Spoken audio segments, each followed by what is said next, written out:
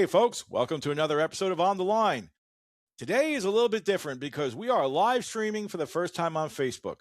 So, for those of you who are creeping out there and, well, didn't get the message in time, I did that deliberately. I put it last minute. But if you happen to join us in the middle of the show, people can post their questions on Facebook and we'll be happy to answer them. We'll be doing this more, but the first time I wanted to kind of limit what we're doing with this. Uh, this will be a new experience for you, Jonathan, because if we get some of these Facebook questions, they can be off the wall sometimes. Uh, I know you weren't ready for that. I sprung it on you last minute. So, Jonathan, say hello to everybody like usual. How's it going, guys? And we are doing episode, believe it or not, 16 already. I'd like to get a couple of things out of the way first. First thing is those graphics we put on every episode. It has been commented to me that I play around with the age of people on there, the look of people. And frankly, the last episode that I did, when I just generated the thumbnail, which by the way, I don't do, it's completely AI who picks out something good for it. It came out looking like everybody was pissed off. Jonathan is always smiling. I'm the one who's usually got that grin on my face, but we don't have to go there right now. In any case, just so you know, Jonathan is not 20 years older than it makes him look sometimes. This was pointed out by a close friend of ours at the shop. And you're watching this and you're the one who mentioned it.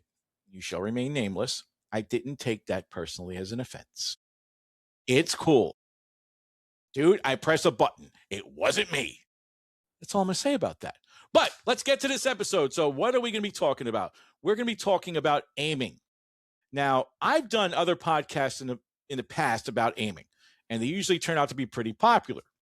The reason why I'm doing another one is because I had a lot of people asking me about it. I actually had some people who went to attack and had all kinds of problems with aiming. Now, target shooters, for the most part, are very, very disciplined when it comes to this. Sort of. Sometimes. Yeah. Unless you're in Vegas and you like the partitions and over the targets and you find some need to be able to hit one of those. That's not aiming, but it is part of it, and we know why it happens. So we're going to break down aiming. We're going to break down what happens, what can create the problem. Also, how there's a big, for some reason, target archers and bow hunters, there's a big difference in how they aim. Jonathan, when you're teaching people how to aim, what's the basics that you usually start with? And the bigger question is, do you see a difference on how hunters do it as opposed to guys who are just shooting target? Yes. Okay, so the way I started them out is basically I try to get them to put the circle of the peep around the circle of the sight, put the pin over the target, look through the pin, and fire. Okay. Generally, I'll do that in a few rounds, building it up. But then with hunters, so that's how I teach beginners. With hunters, I notice that they tend to, so with a competition setup, it's very very structured, and there's boom boom boom boom. With hunters, it's kind of just boom and boom, done. A lot faster, a lot quicker, which I get. I'm a hunter, so I do, to a certain degree, I do the same thing. um I I personally still do the whole process, just in a faster format than competition. Um, but yeah, so I do see that.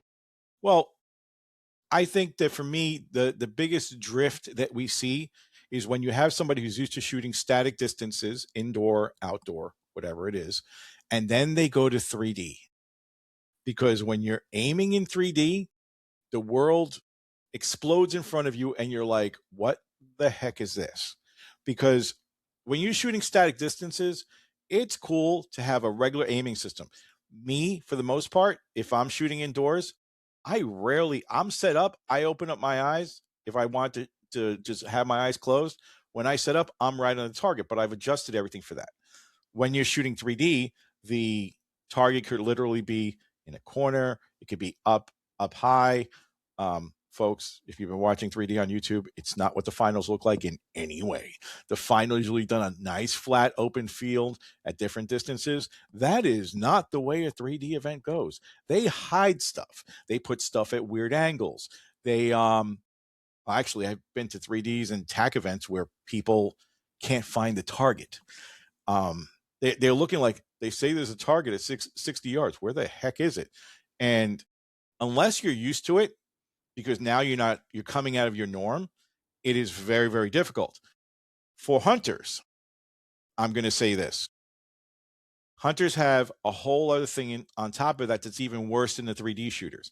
Because you as a 3D shooter, Jonathan, you know that when you're stepping to the target, you know you've got time. I mean, you've got a timer, but there's no real rush because the target's there. You've probably been scoping it with your binoculars, and you don't have to worry about it running off. You don't have to worry about it seeing you, and you don't have to worry about lifting the bow or anything like that. Nope. So you're adding all that into a preface for the aiming itself, and that can get kind of weird. I mean, very, very weird.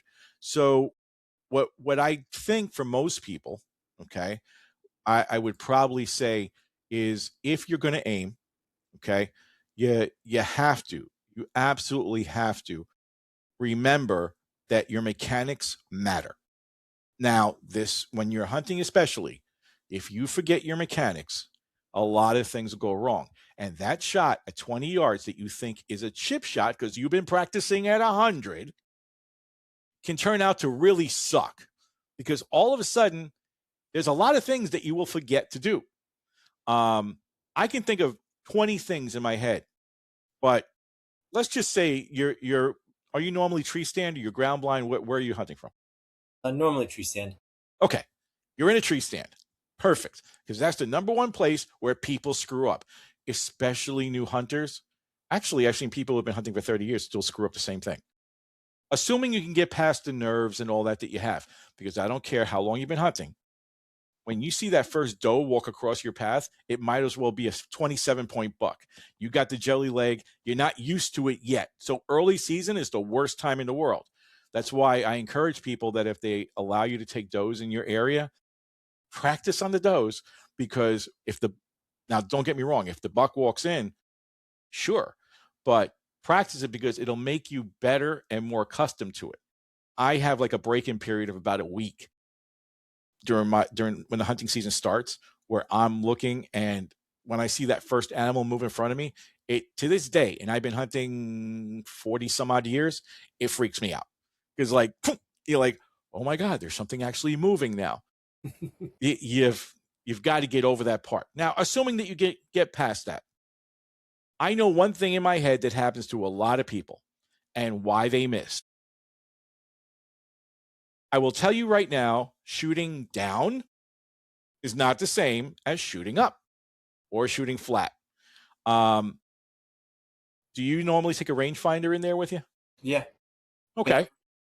So if a deer is standing at 20 yards away from you, actually, let's make it the situation that happens to more people than not.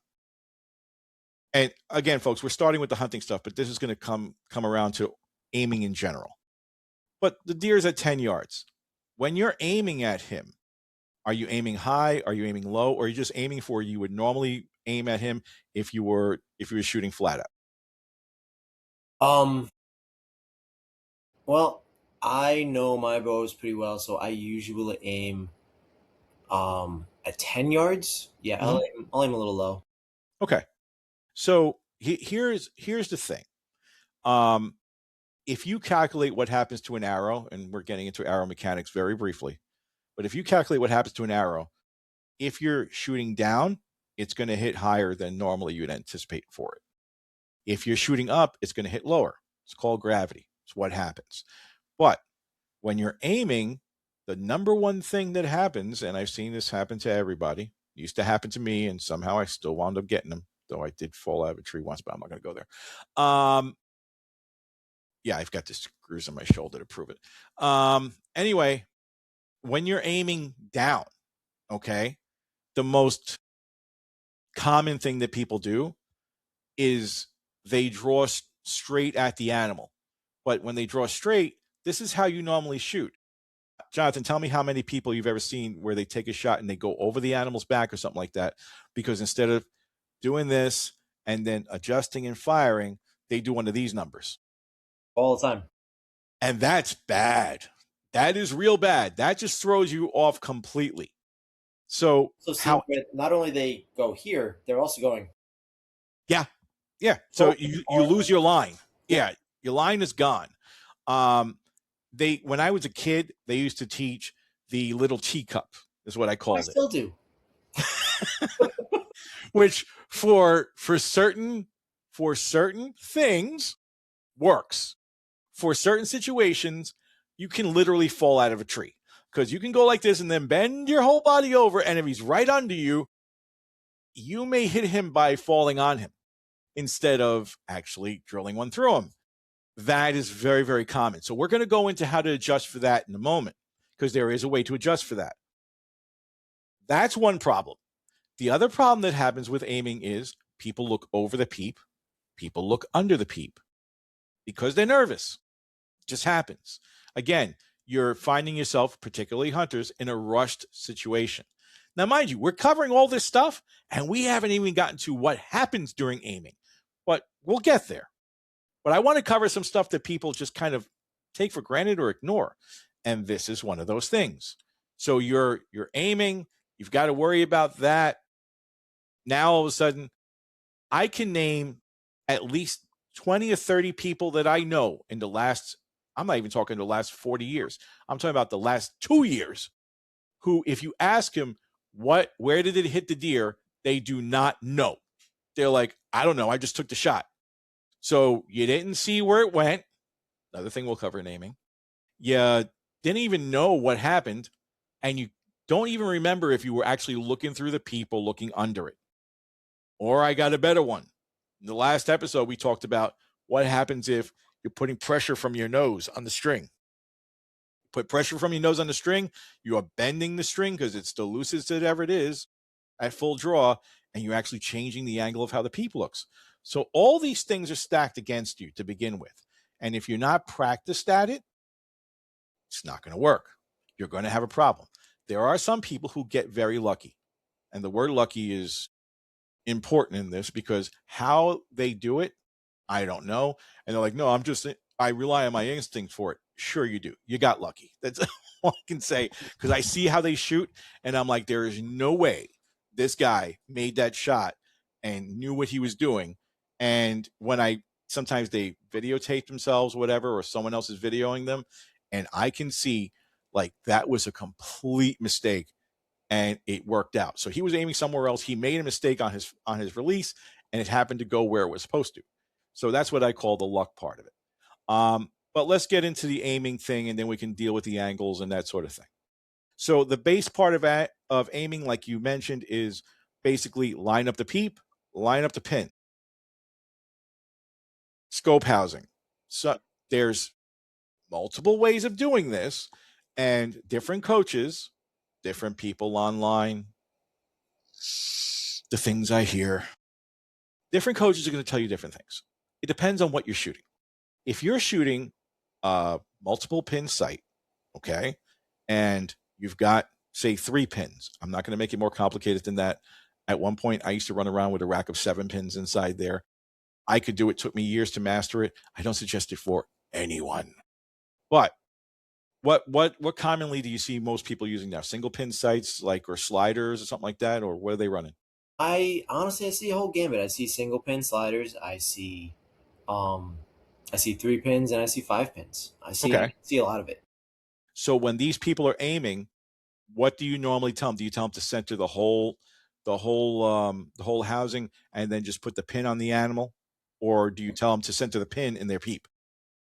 Um, it depends on the size of the peep. If it's a smaller peep, I will then try to get them to do the pin. Okay. If it can do the whole housing, I'll tell them to do the housing. Now, important is what he just mentioned, the size of the peep. In target, we use the absolute smallest peep we can aperture, so we can get the exact smallest degree of variation in there. You don't want to do that if you're hunting necessarily, because an eighth of an inch sounds cool. It sounds like, oh, I can see that. Yeah, let me know how that goes. Early morning, late afternoon. It's gonna suck. So you have to take that into account in what you're doing. If you're going to be the type of person who just listens to everything you hear on the internet and think you can get away with an eighth inch peep and you're only hunting bright daylight hours, go for yours. But let me tell you something, under pressure, trying to locate that pin in that peep and then find the deer is like looking through a rifle scope at a deer 600 yards away. The nerves will make it look like I'm lining up my pin. Where's the deer? I can't see it now. It's like right in front of you. So that's a problem. So, first thing I'm going to say about aiming is make sure your peep is the appropriate size that you can deal with. Also, the smaller you go, the darker it gets. That's what I'm saying.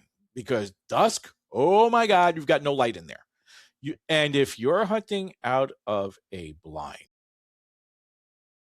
and you want to use one of these slow, little tiny peeps, yeah, no, that's not going to be good, for obvious reasons. But don't take my word for it. Try it. Let me know how it goes. Actually, just take your blind into the woods at 4:30 in the afternoon and put a target out, because there's nothing against practicing. Put a target out and tell me if you can actually see it. Depending on where you are, you probably can't. So that's a problem. But regarding the aiming part of this now, so like you said, some people, the whole housing they're going to center, if the peep is small, you want them to center the pin because actually the housing doesn't fit inside that peep anyway. The bottom line is this: whatever method you want to use, fine. Which is why people think I'm crazy when I talk about aiming and how you should do it. If you, because they're like, well, no, they got to be one or the other. Yes, that's the whole point. You need to be one or the other. If you trust me on this one, and Jonathan, you can tell me if you've ever seen this happen. If you set up a bow and you sight it in with one method, meaning center the whole scope and then put your pin on it, and as opposed to sighting it in by centering the pin, are you going to get a different reaction and impact points than not? Big time. And if you think that you can switch between the two of them because all of a sudden you can't see everything, you got something else coming to you. That's not going to work. It's not. It's usually very, very bad. And the whole point of this is that if you're going to go ahead and you're going to do that, you got to make sure that it works for you. So many times I've seen people completely miss, even on the range when they're out there shooting flat distances. They're practicing right before season. Some days they have it, and some days they don't. And then when I look at them, I'm like, I can tell you what it is, and they don't believe me until I say, "How do you normally aim?" And they're like, "Well, I always center the pin inside the peep." Okay, are you doing that right now? Yeah, I am. I said, shoot now and just make sure that you do that. And boom, they hit if they're sighted in that way. But you can't go back and forth. So your method is very important and you have to stick with it. That's number one. And that's not even, and that method, that's more of a system. That's not part of the actual aiming itself. The other thing is when, so your first step, let's just say we get past the centering thing and all that. What's the next thing that you tell people to do as far as they're aiming at something? What do they do? Do they find a target inside there and then realign everything, or they line everything and then they find a target? So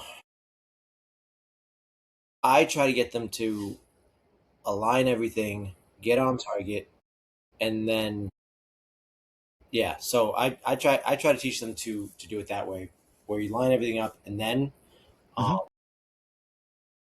I know some people say not to do that. To say some people say be on target, with through your sight, and then pull the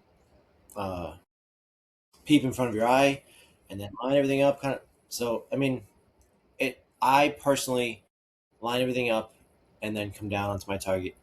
Um, but yeah, So like some people, the Dudley method, if you will, the way he teaches it is draw back, put the pin on the target, bring the peep into alignment, and go from there, which is a very good way of doing it.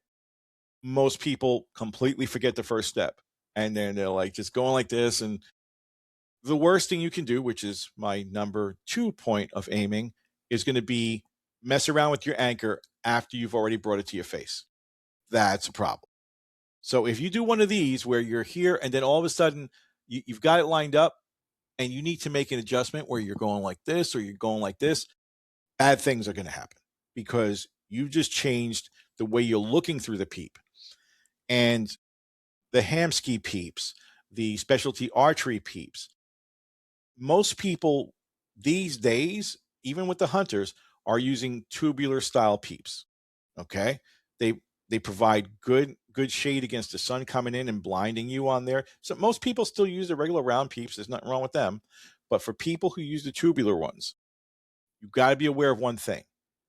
If for some reason you change the angle that you're looking at, the tubular is going to give you a little bit more of an advantage than the person who's using a regular round peep, because what'll happen is you still are going to know right away if you're not looking all the way through it because you're going to see it at like an angle.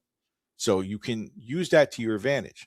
How it works out not being an advantage if that sucker twists on you when you draw back. And if anyone who's ever worked with one of these peeps, when Hamsky first came out with them, because I think that they were the first ones to really come out with it, I don't know how many times I broke things. I'm not talking about the bows.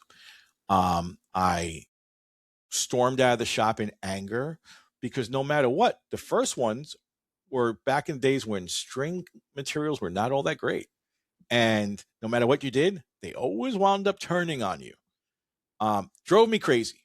So if I draw it back and I don't see it going straight like this and it's kind of like this, well, they say, well, just turn it. Like, no. And people, I am called a perfectionist when I set up bows. It's not perfection. It's got to be that way because you only get one shot, especially if you're a hunter. You're lucky if you get one shot. I've had opportunities that zombie deers I've shot where I put one right through the boiler room and they'll walk 10 yards and I'm like, there's something wrong. He's standing there. If he's standing there, take another shot. And I go to line up and I'm like, put another shot on him. So it is possible you get the other shot. It's very rare that that ever happens. So you have to be able to do it all with your only opportunity that you get. But having that peep straight is very important. So let's just say we go with the Dudley method. You put the pin on the animal. You got to make sure that you're lined up, and you bring the peep into position, and you lock it over here. Okay, that's step one out of the way. Step two is where some people get complicated, get confused, and causes a lot of problems. Once they're lined up at a target, Jonathan, what do you see people that they have a problem with? And there's two big things that come up a lot, but I want your opinion on what you see happen sometimes. the two I see is the bubble Mm-hmm. and where they're focused. Okay. Yeah, exactly. The bubble.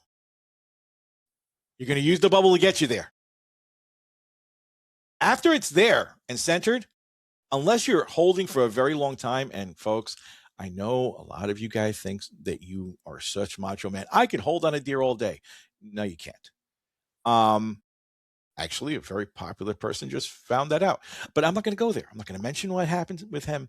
I'm just going to say you can't hold all day. So that you have to have your system, and it's got to go point by point by point, because if you go backwards in it, something else is going to get screwed up. So once you are level, then they concentrate on the target. Now, my personal number two has always been, are you concentrating on the pin or are you concentrating on the target? And I can't tell you how many people concentrate on the pin, and it drives me crazy. You're putting the pin on there, fine. The method that I teach is you got it on the deer or on whatever target you're shooting at. Because again, this does not only apply to hunters. This applies to target shooters too.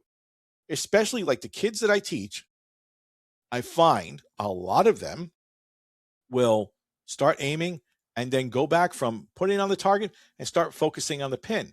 Well, I don't know if you realize it, but there's different ways I explain it to people. The best way I can explain it to someone who doesn't understand what I'm talking about is very simple. If you take a handgun, why is a rifle more accurate than a handgun? Why do you think? The I'm not sure, honestly. Sights are further apart usually. Yep. Okay. Okay. That's number one. But the other thing is that when you're off, you can actually see it because you've got a longer end on it and you can see it. Well, you don't have that luxury with a bow.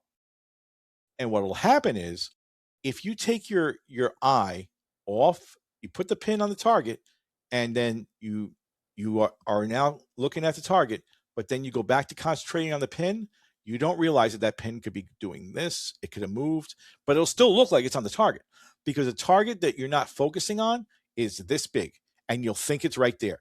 But when you start focusing on the target, the pin can stay in a smaller place, which is number 3 problem. What do you think that is?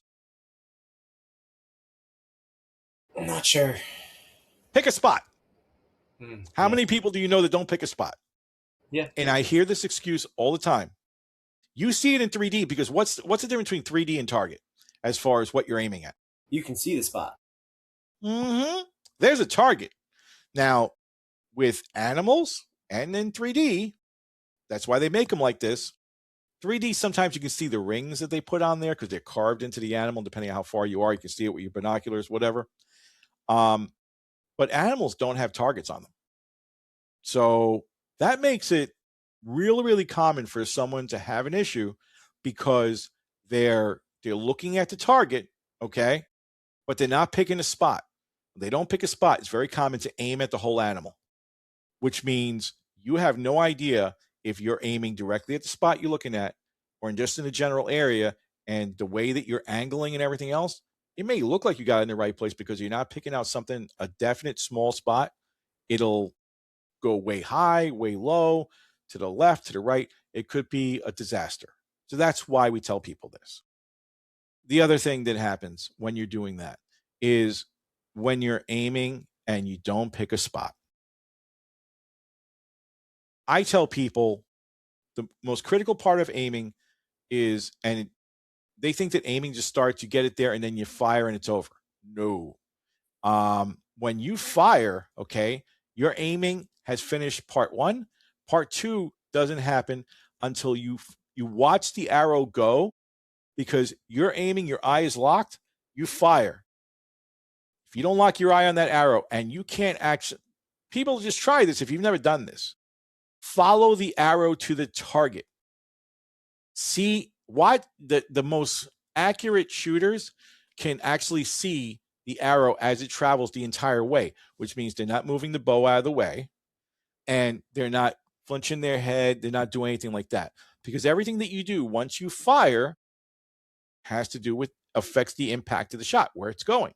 So if I fire and all of a sudden I'm not watching the arrow and I could be going like this, that might be because I'm pulling and affecting the arrow's flight. It could be because now I'm dropping my bow, anything like that. So most people don't connect aiming to that part of it, but it's all a part of it. So it's got to be part of your aiming system. The other thing that you probably have noticed, you tell me if you see this, people who when they're shooting, particularly in high stress situations, like we mentioned before, they don't remember anything that happened. It's because they weren't letting that magic recorder inside their head like see everything as it happened. So you should know, okay, that means it kind of went off, surprise, you weren't ready for it, and when it happened, shock does something to everybody no matter what situation you're in. So if it's a shock when it goes off, you're less likely to pay attention to what's happening downrange, and that becomes a bit of a problem. So anything else you can think of that people do when they're aiming, because we're talking about the effects that your aim can have, but do you see anybody doing, I mean, I've seen weird stuff. I come up with 1,001 weird things that people do, But do you see anything that's very common with people when they're aiming that they have a problem with that you try to correct on them? Um, I mean, you mentioned all of it. As far as like real quick, going back to the where you're focused, I use Mhm. the analogy of I use two analogies, right? One for kids, I use riding a bike. I tell them, "Where are you looking when you ride a bike?" And they say, "Oh, where I'm going." I'm like, "Good. What happens if you look at the road right in front of the tire?" And they're like, "Oh, we'll hit something or fall." And I'm like, exactly. That's your destination. Focus on Mhm. that. I also use the analogy of a waiter or waitress. If a waiter or waitress is focused on the drink in on their tray, it's gonna spill. It's gonna fall over. You can't focus on that. You have to focus on where you're going, and usually they'll be fine. Um, Now, as far as what they feel, that is very, very frustrating for me because you have no idea how many times I've said, "Okay, what did you feel on that shot?" And they're like, "I don't know." What do you mean you don't know? Like, what? Yeah, Very common. it Yeah. it drives me up a wall sometimes. Um, but yeah, you hit all the points. I can't think of anything anything else common that I've seen. Um, as far as aiming being a problem. Well, one of the things that I see people come to me is they, let's see, I got something coming up on the chat over here. What is that? Oh, okay. All right. Public chat. Let me see what that is. Oh, oh, Anthony for from the off center archers. They he hasn't Yes. he hasn't broadcast in a while. Um, Good friend of mine from down in the Carolinas, great guy. But he brought up a little thing over here. He says, not paying attention to the pin while drawing back, they pull back, then aim. Next thing they know, the pin is 3 feet right or left. Completely true. Like I said, if you don't line your stuff up and you don't pay attention to everything, things can go very weird. One thing that I do with people is, like I said, they got to know exactly all the steps, what happened from the time that you fired to the time you got to the target. That's a given. The other thing that happens with people, and I don't know why for the life of me it happens so commonly with hunters only, but I'm actually starting to see it with a lot of target shooters, and I don't coach that much anymore. I'm semi-retired, as you would call it. All my girls have aged out and all that. They're all off to college. But whenever I take on new students, even guys who have been shooting for a while and come to me for some coaching, one thing that they'll do is they they will tell me um, when they're shooting, okay, and when they're quote unquote aiming, and we'll get to what their aiming is in a second. Um, Besides not picking a spot, I tell them, do you know where that arrow is going to go? What if you get lucky enough and it impacts? Where is it going to go? So when you add hunting to this, the whole problem that comes in is you're looking at a target, flat targets in 3D, get to the target, hit the ring, we don't care. But when you're hunting, you got to know where it's going to go in and where it's going to come out. Because I will tell you right now, the everyone says, well, for hunting, the best shot is when he's completely broadside to you. No, because then you're going to have a very narrow point of what it's going to hit as it goes through. I always tell people quartering away. Why? Because I can envision the impact, and I might go in through the back part of the ribs, but I might come out hitting everything in the way out through the front part of the opposite shoulder. So you got to know your angles. So if you're aiming and you want to know where everything's going to go, you have to actually think of it as, there was a guy a while back on YouTube, and he had this whole, he used to make targets and he came up with an aiming principle. John Dudley has brought up something like it, but he used to come up with the uh, aiming principle of using a ball. So you have to think of it, your target is a ball, which is kind of good because a target that's paper is round anyway.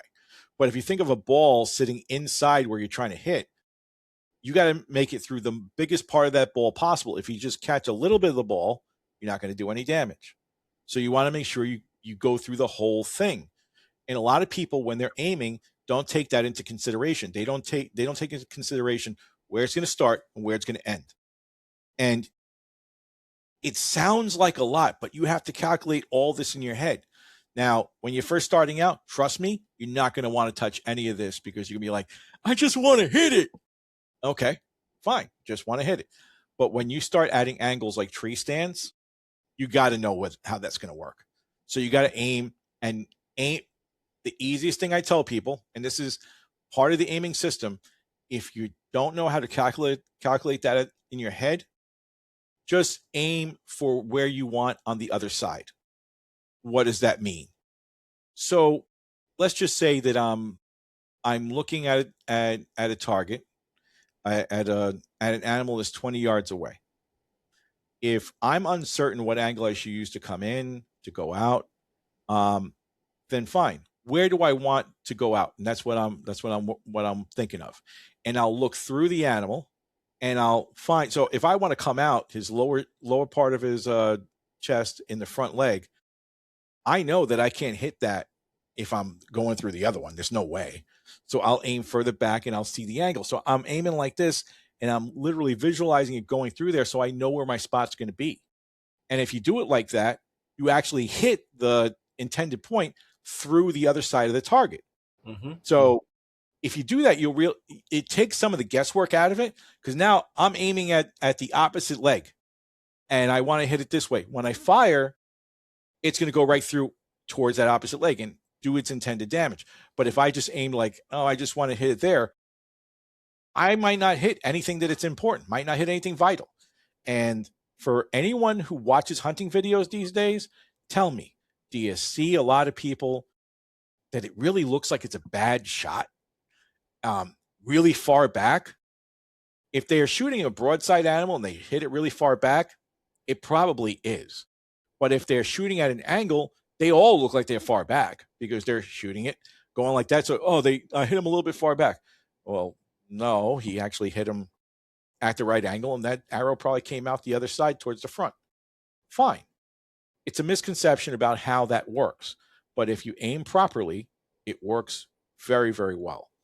So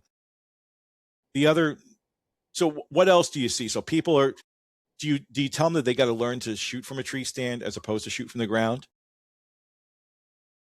So when people tell me they want to be hunters, I'm like, okay, I hope you're prepared to be a little bit of a biologist, a little bit of a mathematician, a little bit of a woodsman, a little bit of a lawyer, all these things. Lawyer. With all the laws changing every year, yeah, a little bit. But no, so yeah, I tell them like, listen, do you know if you have any idea where you're gonna hunt from? If you're gonna hunt from a blind, practice shooting from sitting down. Um, if you can set up your blind with a target, practice from your blind. If you're gonna be hunting from a tree stand, get up in a tree stand and practice shooting. Whatever you're gonna be doing, definitely practice it.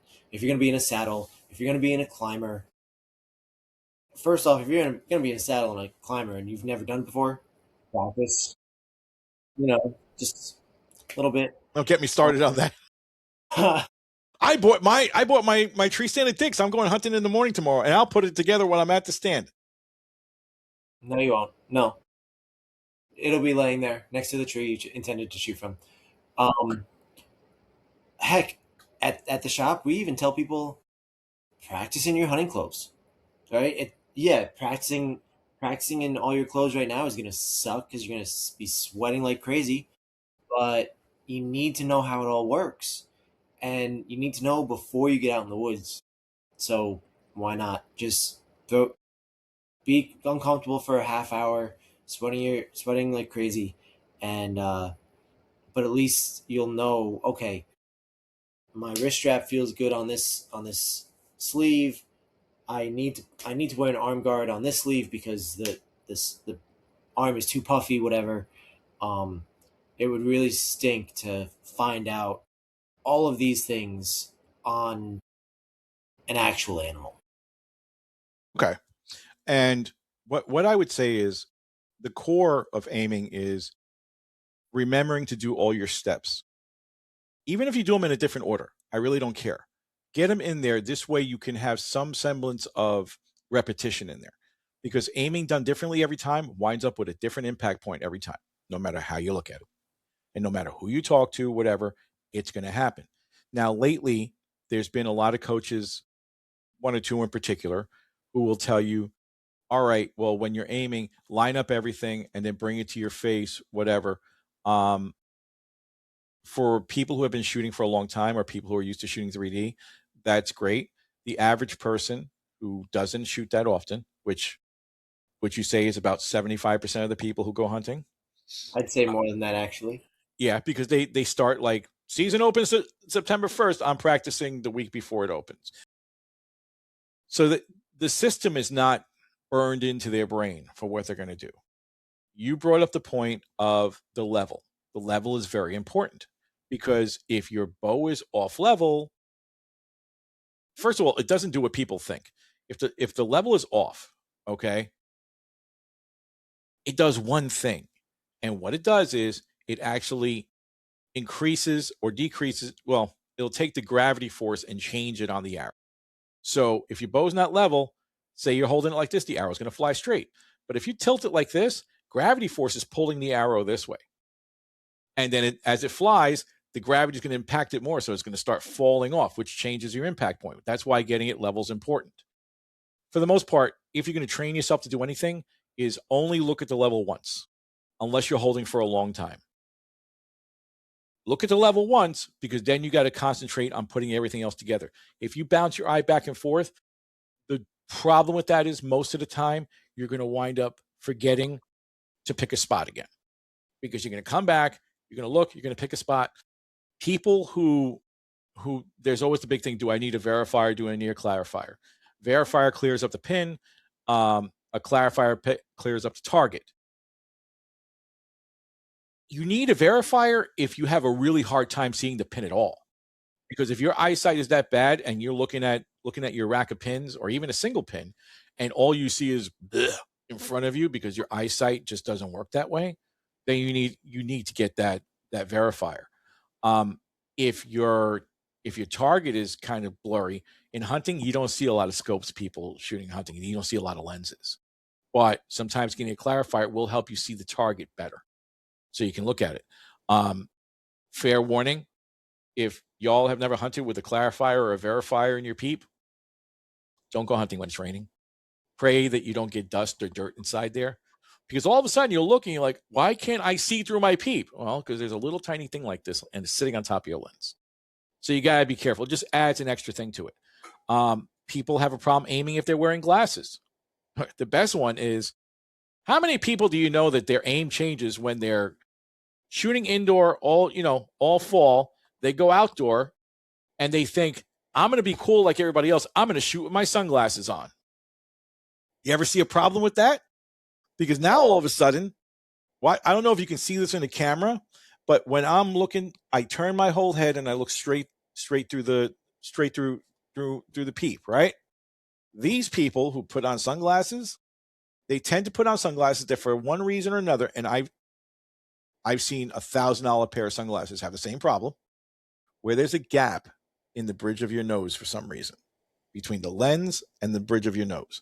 And what they wind up doing is they're turning like this, and instead of looking their head straight to the peep, they wind up turning their eye, and when their eye is looking, it's trying to sneak and aim through that little corner, that little gap. I don't wear sunglasses when I shoot for that reason. I may be blinded after I take my shots during a feeder shoot off, but at least I'm hitting the same place every time. But I've seen people that they're shooting. This happened this year when I went to an outdoor. I went there to coach somebody who had just started. They're shooting their first 50 meter. I'm like, just relax, do what you got to do. The guy next to him has about 3 years of shooting already. He's one of the club hotshots, these people who think that they talk a big game like, oh, I can hang with anybody. Like, yeah, dude, I've seen your scores. You can't hang with anybody. But he was shooting lights out for the first 5 ends. Lights out. Sun came up, threw on the glasses. Yeah, that got good. Now all of a sudden, this guy went from hitting 9s and 10s. I mean, he was drilling the middle. There was 0 wind. I mean, I think we had a 1 mile an hour wind. It was about as perfect as you can get. This guy couldn't hit better than a 5.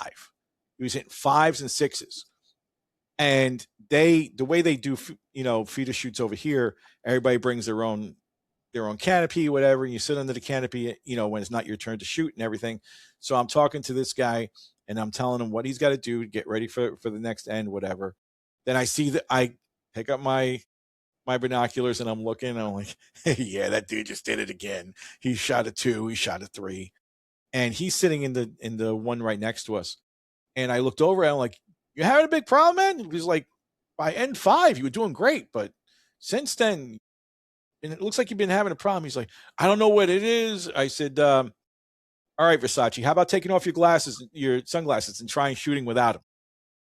All of a sudden, he was like, the sun was getting in his eye a little bit. He was hitting in the 9s again. He had a problem with 10 still, but he was hitting in the 9s. He's like, I got to get new glasses. I said, no, you got to get no glasses, dude, because it takes a lot of training to be able to shoot with them on there with any kind of discipline.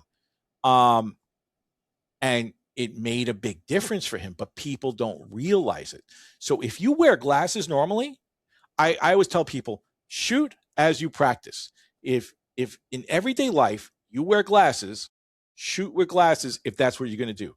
But if you can see well enough to shoot without them, then when you're hunting or you're shooting in a match, don't wear them. You change a variable and you mess everything up because glasses will change the way you view the target. I don't care what anyone says. It has to do with how you're looking at it. So we don't want to get too much into that because you can actually change it. I actually have glasses and contacts for distance. Mm-hmm. When I compete, I don't wear them. I had theatrical contacts made about 10 years ago. I still have them. I don't have a vision correction. I have glasses that I wear, but they're basically for distance, stuff like that. But I had theatrical contacts. It was a Halloween shoot. And someone said, oh, wear them. I'm like, you don't want me to do that. If we're going to wear them, I can't shoot. Oh, no, you can shoot. Yeah. Mm-hmm. You can see exactly the same way that I'm seeing right now. Okay. Because I have what they call the sclerals. They cover your entire eyeball. Mm-hmm. So it looks like you either have white eyes or you have black eyes. They were made for something that I did a couple of years ago. So I had the ones with the black full sclerals. They're soft full sclerals. And I can see perfectly. I tried shooting with those things. I lost 3 arrows. I said, I'm not doing this. I already told you I can't do it. So if you're not shooting in your contacts, don't hunt in the contacts. You have to keep everything the same. So basically what the aiming is, keep your system from start to finish. And like I said, I've had other podcasts in the past cover aiming. If you want, you can go back and find those, review some of the stuff I mentioned on there. Because I get, like, when I used to do podcasts on my own, I used to get into some really, really detail because, well, only my students would listen to those. And like, you're going to sit there for an hour and a half listening to me talking about aiming and stuff like that. And it was one of the more popular episodes. Don't ask me why, but they did. So now I try to kind of condense it all. If people have more questions, they can ask me when they see me in person. So you have anything else to add on aiming? No, I'm pretty good. Okay. So then to other business. This Saturday, we have the event at Silver Birch Archery. I will be there all day. If you want to get your bow sighted in with precision cut, we have 2 lab radars. I have precision cut. I'll bring the printer. I've got all the tape paper for it. I even have a little tape printer if I really want to be fancy. I can print out all those things. They don't charge you. It's a good time. Come down there, get your bow sighted in, calculate all your tapes for you. We've got more than a few people, I think, they'll be down there to do that because it was a fun time the last time we did it. The other thing that we're doing when we're down there, and again, it's not just for sight tapes that we're doing this event. come down. If you got questions about your bow, you got stuff that you want to work on, whatever, we're both there. We'll be happy to help you. All the guys in the shop are willing to help you too. The other thing that I'm doing, these little gems came in this week, and it was a mission to get them. Don't get me started. If you see me at the event, you can ask me. I really had to want to get these. So our challenge coins came in, as you can see. Now these, as I said, I will be giving to a few people out there. They have special meaning. I'll make a video just about that anyway, but I'll put them up so you can see the real McCoy. So there's one side of it, which is backwards in the camera, I realize. That's one side right now. And these are all heavy metal and engraved and all that. And here is the other side. It looks very cool and all that. We don't sell these. I don't. I give these away to people. They're very, very special. So if you want to get one of them or something like that, come down and we'll see what we can do for you. Like I said, I give them away. I give them to people. They have some meaning behind it. But the only way to get one of these things, or to be able to get one, is if you come down to a live event. So if you want to join us down there, I'll bring a few of them with me. Some people who really need them, and we'll help them out with that. But aside from that, next week when we do our episode, we were just talking about it before this one. We're going to do an episode on releases and why I prefer handheld. Some people prefer wrist straps. Some people prefer buttons. Some people prefer back tension. So we're going to crack it open and do that whole episode on that.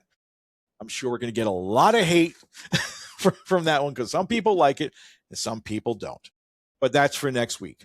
You know, we've been talking, like I said, these things fly by when we start talking about these sort of things. I just don't like to let them draw on. We mentioned Anthony from the All Center Archers before. So he, for those of you who don't know, has started a new podcast. And if you want to check it out, it's called Cams and Struggle Sticks. It combines trad and compound all in one podcast. Give it a listen. Should be interesting. I got to check it out because I didn't know it was up yet. But I just found out. And I was on his podcast more than a couple of times in the past. For those of you who have never listened to one of those, thank God they're not available anymore. Because I am not the same person on one of those podcasts that I am on this one. I'm not saying I'm a saint on this one, but I am reserved on this one. We used to have some wild times on those, because let's just say it was anything goes. So I'd be curious to see if the same thing happens on this one. I'm sure. Actually, his podcast is how I found yours, and that's how we got connected. Mm-hmm. So, maybe one of these days I'll be on that podcast. I'll do it with them. If you follow me there, I'm sorry in advance.